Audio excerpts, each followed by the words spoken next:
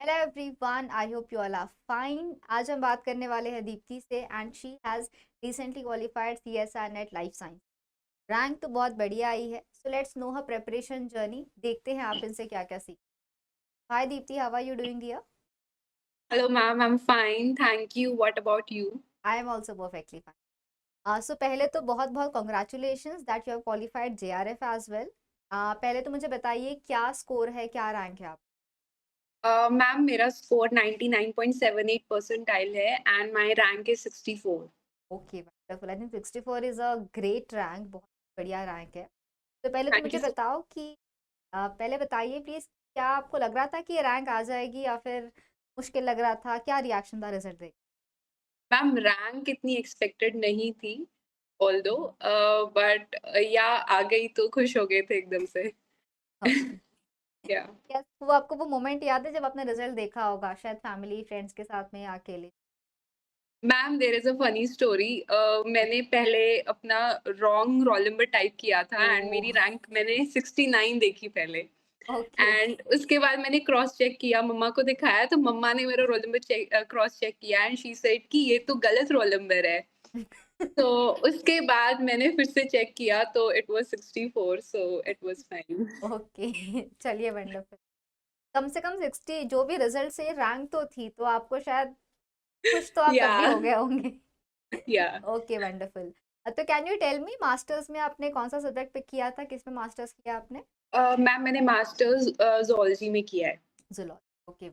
या अगर हम बात करते हैं सीएसआई नेट के सिलेबस में, तो यहाँ पे तो आपके 13 units and being a zoology aspirant, what do you think that which units are comparatively easier to study for the zoology student? Ma'am अगर मैं अपनी मास्टर्स के सिलेबस से कंपेयर करूँ तो सीएसआईआर का सिलेबस काफ़ी सिमिलर था to that of masters syllabus. For example biochemistry, mol bio, cell bio, development biology, animal physiology, so and genetics, these were the some units जो मैंने पढ़ा था उससे काफ़ी सिमिलर था, मेरे मास्टर्स सिलेबस से सिमिलर था। सो पहले इनिशियली मैंने इन्हीं यूनिट्स को टारगेट किया था। तो मतलब आपने इन चीज़ों को थोड़ा बहुत पढ़ा है एक लेवल पे, end of yes course ma'am. यहाँ पे आके फिर आपने चीज़ों को और ज़्यादा डिटेल में पढ़ा होगा। Yes, ma'am. I had a basic understanding of the topics and during the preparation मैंने उसको और brush up किया था concepts ओके। को। And what about plant physiology and everything, क्या आपने इनको थोड़ा बहुत पढ़ा था या फिर आपने स्किप कर दिया? नो मैम मैंने कुछ टॉपिक्स सिलेक्टिव टॉपिक्स किए थे like hormones and photosynthesis okay. क्योंकि उसका कॉन्सेप्ट था मेरे पास 11th-12th से उसको और ब्रश अप किया था। हम्म। तो मैंने ये 2 टॉपिक्स टारगेट किए थे बिकॉज़ हार्मोन से हमेशा एक 2 क्वेश्चन पक्का आता है एंड डेफिनेट। फोटोसिंथेसिस से भी आता है so I targeted those topics as well. Okay. उसके अलावा अगर हम बात करते हैं हमारे सीएसआर नेट के कंप्लीट सिलेबस की, तो पूरे सिलेबस में से आपने कितने यूनिट टारगेट किए? मैम मैंने इनिशियली 6 टू 8 यूनिट्स टारगेट की थी एंड वो मैंने within the span of 2 to 3 months वो कंप्लीट की थी एंड लेटर ऑन जब एग्जाम पोस्टपोन हो गया था तो मैंने बाकी यूनिट्स के इम्पोर्टेंट टॉपिक्स को टारगेट किया था। ओके। Yeah. और जब आप प्रिपरेशन करते थे सारे यूनिट्स को, तो आपका कुछ स्केड्यूल फिक्स था कि मुझे इतने टाइम पढ़ाई करनी है, इस टाइम पे क्वेश्चन प्रैक्टिस करनी है? Did you had any schedule या फिर आप थोड़ा रैंडमली प्रिपेयर करते थे? मैम एज़ सच कोई टिपिकल टाइम टेबल नहीं था कि इस टाइम पे ये करना है। I used to have a topic of the day कि आज ये टॉपिक्स कंप्लीट करने हैं और इन के पीवाईक्यूज करने हैं और एक हाँ। लिस्ट होती थी कि इन टॉपिक्स की रिवीजन करनी है। तो फिर वो सोने से पहले I used to make sure कि वो सारे टॉपिक्स मैं वाइंड अप करूँ, वो मैं कवर अप करूँ। एंड आप ये स्केड्यूल कितने दिन का बना के रखते थे एडवांस में? 1 वीक और या everyday used to make? Every day I everyday. Used to make it every day. Okay. तो आई थिंक ये एक बहुत अच्छी बात है कि आपने अपने आप को टाइम में रेस्ट्रिक्ट नहीं किया कि 2 घंटा पढ़ना है, 2 घंटा PYQ, but you had small goals कि आज या इतने इतने चीज़ें करनी है। एंड डेफिनेटली आई थिंक जब आप उसको अचीव करते हो तो आपको एक खुशी मिलती है, you have that satisfaction and that Yeah, you motivates you to feel study very more. Motivated at the end of the day, so yes. it worked for me. Okay, wonderful. I think हमारे बाकी बच्चों को भी बिल्कुल try करना चाहिए। छोटे छोटे छोटे गोल्स रखो, एक दिन सिर्फ हॉर्मोन्स का गोल रखो एंड एवरीडे आपका वो बढ़ेगा ऑटोमेटिकली, आपको पता भी नहीं चलेगा, आपका खुद का जो है वो टाइम बढ़ते चलेगा। बढ़िया। Exactly. And you have said कि आप पीवाईक्यूज को प्रैक्टिस करते थे। पीवाईक्यूज प्रैक्टिस से बच्चा क्या-क्या लर्निंग्स ले सकता है? मैम उससे फर्स्ट आपको ये पता चलेगा कि एग्ज़ाम में किस टाइप के क्वेश्चन पूछे जा रहे हैं एक पर्टिकुलर टॉपिक से फर्स्ट। सेकंड आपको ऑप्शन एलिमिनेशन की टेक्नीक पता चलती है और व्हाइल सॉल्विंग द पीवाईक्यूज़ अगर आपको ये लगता है लाइक फॉर एग्ज़ाम्पल आपने कोई क्वेश्चन किया, तो आपने उसका करेक्ट आंसर तो देख लिया, आपको ये भी देखना है कि बाकी के ऑप्शन इनकरेक्ट क्यों हैं। या so this was my strategy मैंने PYQs practice like 2 to 3 times तो कर ही ली थी बिफोर एग्ज़ाम। ओके। एंड कुछ आपको याद है आपने पास्ट कितने इयर्स के क्वेश्चन सॉल्व किए थे? Almost 10 years. 10 इयर्स। तो क्या लगा आपको अगर आपने पुराने पेपर्स देखे, अभी के पेपर्स देखे तो डिफिकल्टी लेवल वैसे ही है या कुछ ईयर या कुछ और लगा? कुछ मैम या थोड़ा-सा ट्रेंड चेंज था अगर मैं प्रीवियस ईयर से कंपेयर करूँ। बट ऐसे ही हो रहा था पार्ट सी से अगर 75 क्वेश्चन्स हैं तो 25 क्वेश्चन्स निकल रहे थे। ऐसा इतना डिफिकल्ट नहीं लगा। येस कुछ क्वेश्चन्स काफ़ी ट्रिकी थे I agree uh, but it was manageable 25 questions हो गए थे। बिल्कुल। आई थिंक पार्ट सी का ट्रिक वही है कि आपको 25 ढूँढने आने चाहिए। या क्वेश्चन या तो या सॉल्व कर लोगे, मुझे लगता है कि अगर आपने थोड़ा भी अच्छे से प्रिपरेशन किया है, तो हर पेपर से आप 30 क्वेश्चन तक तो आपको आते हैं सॉल्व करना। बट उस टाइम में 25 को ढूँढना वो आपका रियल गेम हो। या तो हाँ जी, तो थोड़ा बता सकते हो कि how you select questions? Question select करते हो बच्चों को क्या ध्यान में रखना चाहिए? ये करना है, इसको नहीं करना है। क्या आपके पास टिप्स? Yes ma'am. मैम मैं पहले जो टैबुलर या मैच द फॉलोइंग में हुँ, क्वेश्चंस हुँ। होते थे उनको हाँ टारगेट जी। करती थी, स्मॉल स्टेटमेंट वाले क्वेश्चंस, देन जो डायग्राम्स के क्वेश्चंस होते थे वो टारगेट करती थी okay. And experimental based question को देख के पता चल जाता है कि एक्सपेरिमेंटल बेस्ड है, उनको पहले टारगेट करती थी and then I used to move to the long question. या मतलब आपने पहले कम टाइम में ज़्यादा क्वेश्चंस टारगेट कर या लिए। या क्योंकि अगर आई थिंक बिल्कुल सब बहुत ही अच्छी स्ट्रैटेजी है। अगर आप शुरुआत में लेंदी क्वेश्चंस को लोगे तो टाइम भी वेस्ट होगा, सॉल्व नहीं हुआ तो वो सारा टाइम वेस्ट। तो that's exactly. Wonderful.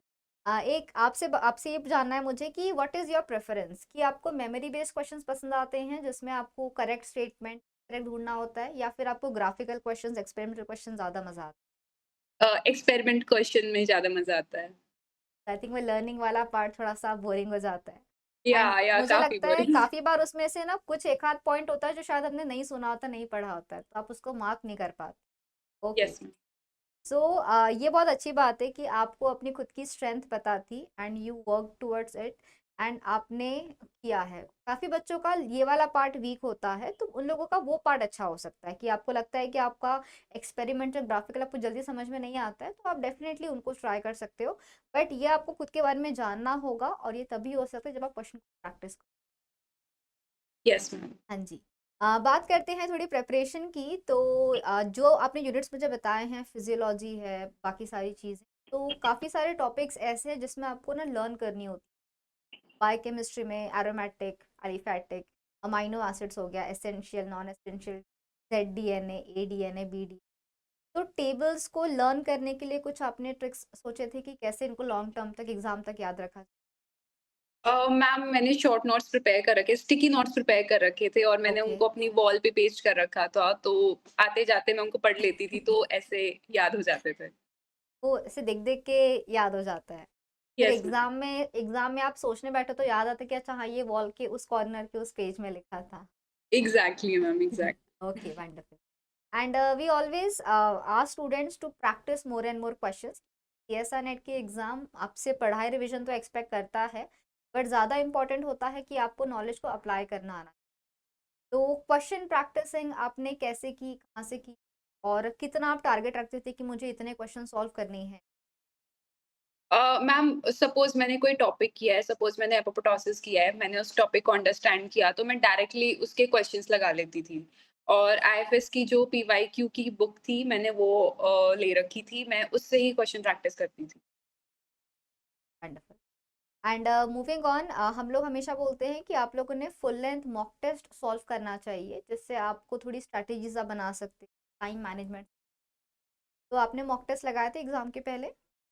Yes ma'am लगाए थे। लास्ट 15 डेज़ में मैंने 4 टू 5 मॉक टेस्ट लगाए थे। ओके। तो मॉक टेस्ट से स्टूडेंट को क्या क्या लर्निंग्स ले क्या लगता है?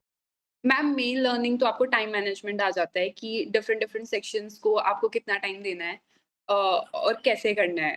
That is the main thing, time management is the main thing. Score के ऊपर इतना फोकस नहीं करना चाहिए, बल्कि अगर स्कोर कम आए तो मोटिवेशन लेनी चाहिए that you have to do more better. So this mock test really helps. And what was your strategy then कि मॉक टेस्ट में आप किस सेक्शन से स्टार्ट करते थे, कितना टाइम देते थे अप्रॉक्सीमेट?